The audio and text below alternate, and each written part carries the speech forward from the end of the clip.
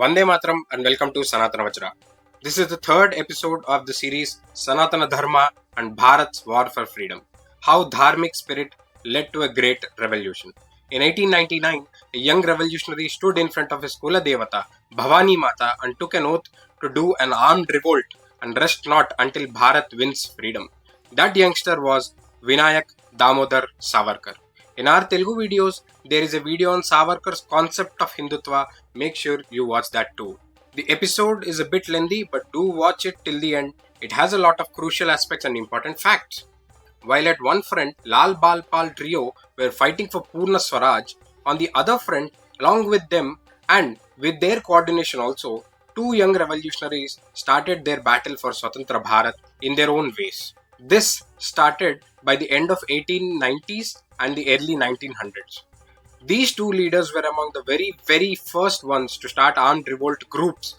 The revolutionaries from the organizations they started, in turn again, started many other impactful freedom organizations and led new armies of revolutionaries. These multiple groups across Bharat and a few in other countries too, unlike how the Macaulay education system taught us, as there were some individual attempts, were actually legacies carried out one by one to tear apart and destroy the cancer that is the British colonization. These network of armies of revolutionaries won India its freedom, the biggest reason for our independence. Savarkar was one of the founders of such revolutionary armies. If anyone has not seen Randeep Huda's Savarkar movie, do watch it on OTT platforms. Don't miss that. Savarkar supported Lokamanya Tilak-led Swadeshi movement in Maharashtra regions.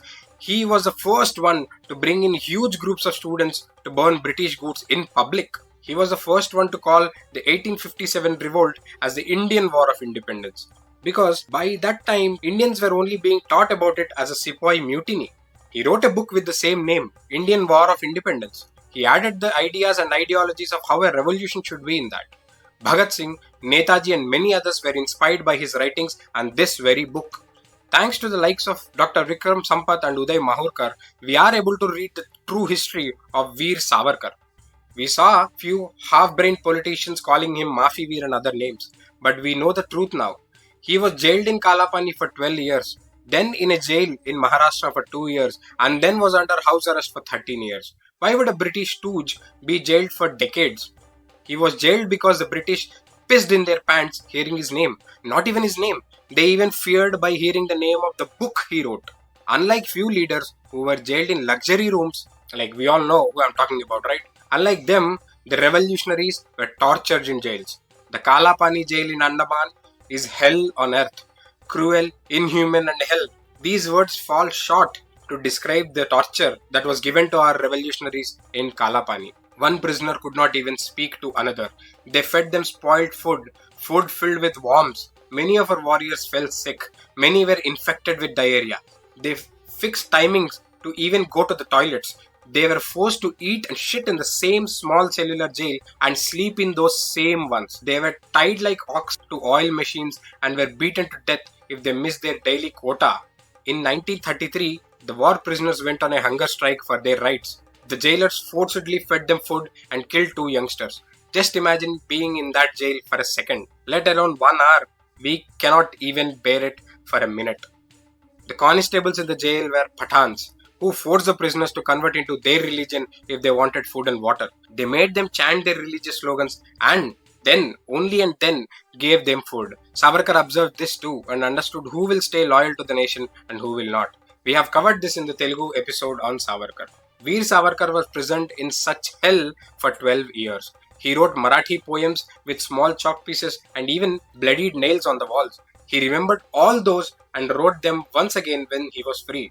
Even his law degree was cancelled. He studied law only to fight against the British using their own laws. The British captured all his family, wealth, money, house. They even confiscated the wealth of his father-in-law. Yet we see some idiots praising British. They were only cruel looters. 27 years of Savarkar's life was spent as a prisoner. The British-minded Indians, the loyalist slaves, created problems to his whole family. And yet, the spirit of freedom in Savarkar did not waver. After all, the man took an oath in front of Mata Bhavani. No force could defeat that. Let the shameless, spineless idiots who call Savarkar a Maafi Veer and claim that he apologized to British clearly understand this. Those same people who are still loyal to the Western forces, the legacies and the families of those British slaves have zero right to even speak his name. He was a lawyer and he used all the loopholes in the British law to get out of jail, as he believed he could do more for freedom outside rather than being inside the jail. The letters he wrote were legal bail petitions and not apology letters, not mercy petitions. We all know which leaders are famous to beg Britishers in the name of peace, right? Savarkar wrote petitions for his fellow inmates also. In one petition, he wrote that if freeing him is a problem for the British, he asked them to let the other inmates go out. He mentioned he would feel happy as if it is his own freedom. A British officer who interviewed him mentioned that there was not even iota of fear or regret in Savarkar's eyes and words. We shall remember this. He was one of the most feared revolutionaries by the Britishers and later the British loyalist leaders and their safety net parties, as we saw in episode 2. The actual British stooges and the ones who worked well for the Britishers were kept in luxury rooms as jails. You will understand the clear difference of who the actual Maafi Veers were. We all must already know that Savarkar was inspired by Sanatana Dharma and Chhatrapati Shivaji Maharaj. He mentioned in his book that a nation that forgets its roots will never have a future. Many would falsely remember him as some religious fanatic. Such is a false image created by cheap politics. The Telugu video we made shows the reality. Let us see a gist of it. M.K. Gandhi supported Khilafat movement, which had absolutely nothing to do with India. In turn, it only created a lot of loss of Indian lives. Few Indian National Congress leaders supported Gandhi thinking that this would increase unity. But this did not help much to the freedom movement. In turn, showed that who would protect India and who will be loyal to the country. The likes of Ali brothers wrote letters to the Emir of Afghanistan to invade India to make it into their religious nation. These were the times when Savarkar observed these things and started writing about the concept of Hindutva. He said, the ones who called, believed and treated this land, the Bharata Bhumi, the land from Himalayas to the ocean, Sindh se Sindhu Sagar tak, as their Matrubhumi, the motherland, their Karma Bhumi and their Pitru Bhumi, the land of their ancestors, and the ones across this land are one and the same and are loyal to this particular motherland are called Hindus. Unlike Ali brothers who were loyal to their religions, Hindutva according to Savarkar teaches one to be loyal to Bharat, which means your loyalty will be with this motherland even if the opposition or a warring nation is your religious nation. Like how we saw few politicians who cry for Gaza but will act like they have throat cancer to even just say Vande Mataram. With this ideology of Hindutva and Hindu unity, for 13 years he worked to abolish the European caste system which was forced on Hindus. He tried to unite Hindus across the nation. Yet we still fight for this European concept of caste and forget that even now in 2024 also in Bangladesh, Hindus were attacked only for being Hindus and not one single person gave a damn about their caste. Now let's see how Sanatana Dharma inspired Savarkar. One clear thing is the concept of Hindutva that comes from loyalty to motherland and that comes from the rootedness from Sanatana Dharma that we understand. After taking oath in front of Mata Bhavani, Savarkar met with a group of youngsters in a small room. He started a revolutionary group called Mitra Mela. They made plans to fight for independence. The room had the photos of their inspiration and idols. Chhatrapati Shivaji Maharaj, Nana Saheb, Jhansi Lakshmi Bai, Tantiya Tope and Vasudev Balwant Phatke. In 1904, Mitra Mela organized a meet of 200 people. Savarkar then transformed Mitra Mela as Abhinava Bharat. All the 200 warriors took an oath in front of the picture of Chhatrapati Shivaji Maharaj to fight for India's freedom, sang Vande Mataram and took an oath in the name of Bharat Mata to fight for India's freedom till death if needed. Abhinav Bharat now gained the support of Lokamanya Tilak also. Their soldiers also attended Congress conferences. A Sanskrit Pandit and a sociologist, Shamaji Krishna Varma, started a hostel in London in 1905 for Indian students. S.R. Rane, a businessman, supported this with scholarships. But there was one main condition. To gain this scholarship, a student has to give in writing that they will not work for any sort of British organizations once they finish their education. Savarkar applied for this scholarship and Tilak even wrote a letter of recommendation.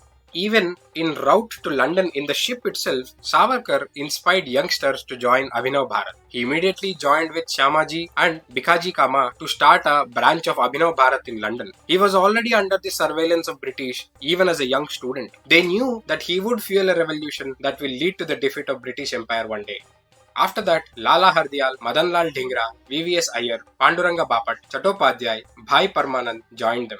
And many of these young revolutionaries were inspired by Sri Bhagavad Gita. In 1907, Bikaji Kama along with S.R. Rana formed a group of revolutionaries. The British were celebrating the Golden Jubilee and painted the war in 1857 as some act of British bravery. They organized an event for this in Germany. Bikaji Kama went on the stage in the event and spoke of the British atrocities on Indians, and she demanded freedom. She became the first person ever to unruffle the Indian flag on a foreign land. She and Abhinav Bharat openly challenged the British rule. Later, Madan Lal Dhingra, an Abhinav Bharatian, planned to eliminate the viceroy responsible in leading the Bengal partition. The viceroy escaped. But in 1909, Madan Lal Dhingra shot 4 rounds into the heart of William Curzon. However, Dhingra was captured and arrested before he could sacrifice himself. People like G.K. Gokhale and M.K. Gandhi, being in India, wrote articles about this and calling that Dhingra's attempts have tarnished the name of India. Such shame, to be honest. But Savarkar stood in the middle of British officers and openly supported his friend and brother Madan Lal Dhingra. Even Dhingra's own family was forced to disown him. Madan Lal proudly shared his views in front of the British judges. He also demanded to have his last rites to be done in the Hindu ritualistic ways. The revolutionaries, with many difficulties, managed to publish his last words in the Daily News. Let's see what he said. And I quote, "I admit the other day I attempted to shed English blood as an humble revenge for the inhuman hangings and deportations of patriotic Indian youths. In this attempt, I have consulted none but my own conscience. I have conspired with none but my own duty. I believe that a nation held down in bondage with the help of foreign bayonets is in a perpetual state of war. Since open battle is rendered impossible to a disarmed race, I attacked by surprise. Since guns were denied to me, I drew forth my pistol and fired." Unquote. Now comes the theme of our videos. I quote again, "As a Hindu, I felt that a wrong done to my country is an insult to God. Her cause is the cause of Sri Ram. Her services are the services of Sri Krishna.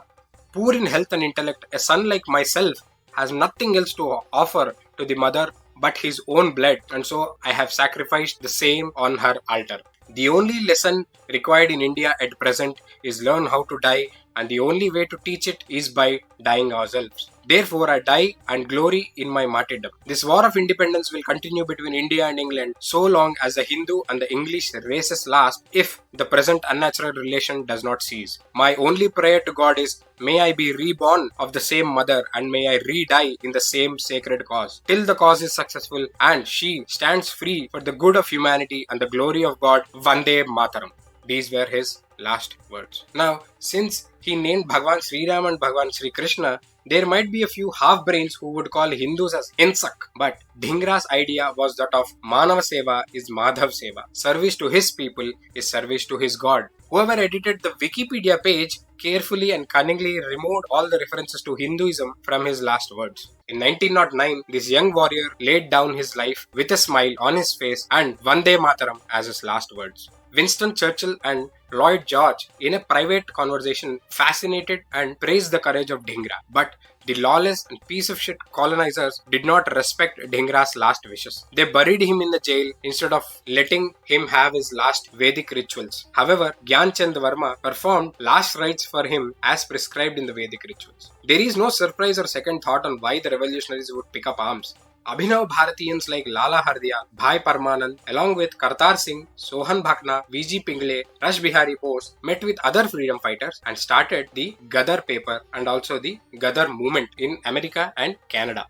This is what I told about. A big revolutionary group started, and then through that inspiration, its members started new revolutionary groups, and the revolution grew across the country and sometimes, when needed, across the oceans. So, they took help of Gurudwaras in America and Canada to pass secret messages and to add more members to the revolt and guide them in getting arms also. The Gadar paper had Vande Mataram, Angrezi Raj Ka Dushman as bold headlines in the front page. This paper had reached till Singapore from North America. Yugantar Ashram, started by Lala Hardayal, now became the headquarters of Gadar movement. They also ran a newspaper with the same name. Bhagat Singh's uncle, Ajit Singh, a well-known revolutionary himself, joined the Gadar movement. The British already feared and understood the fighting spirit of Sikh warriors by that time. They already were defeated by them a couple of times. So they decided to plan for their defeat. We have a detailed episode on how British spread falsehood and also sowed the seeds of Khalistan movement we are seeing even today.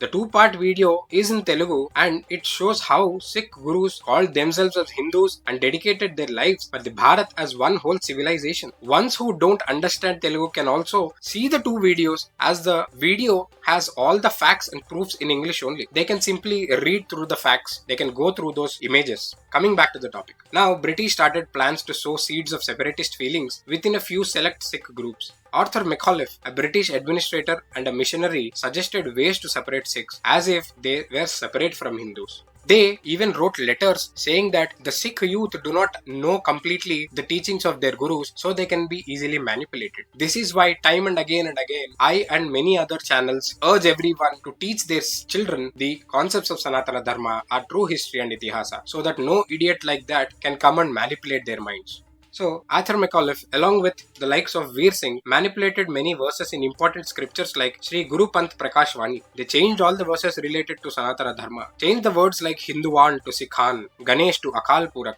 They removed the verses which were written by the actual Sikh gurus which spoke of Khalsa as a part of Hinduism and slowly influenced the Sikh youth to believe they have a separate country. Again, let me clarify one thing. Not all believed this. There were only few select people who fell into the trap of British. On the other side, they appointed William Hopkinson, a police officer, and posted him in Canada. He made plans to fail the Gadar movement network. He identified the ones who were influenced by the British. He worked with Bela Singh and Arjun Singh and sent them as spies to spoil this Gadar network. The same Canada is now the most important area that has the Khalistan movement till now. So, the British ensured to divide and rule wherever there was a strong dharmic and Indian unity ethos. But the strong-willed revolutionary groups made sure their spirit is not broken. We will see what happened to the Gadar movement in the coming episodes also. So as I said in the beginning of this video, what started as Abhinav Bharat and led to many of its members starting their own revolutionary networks for the same cause, in the next episode we shall see more and more crucial actions and many impactful freedom warriors and how their inspiration was rooted in Sanatana Dharma. Share these videos with family and friends, especially with youngsters, as it's our responsibility to create a generation of nationalists who are loyal to this country. Like, share and subscribe to Sanatana Vajra. We will meet in the next episode. Jai Sri Ram, Jai Bharat.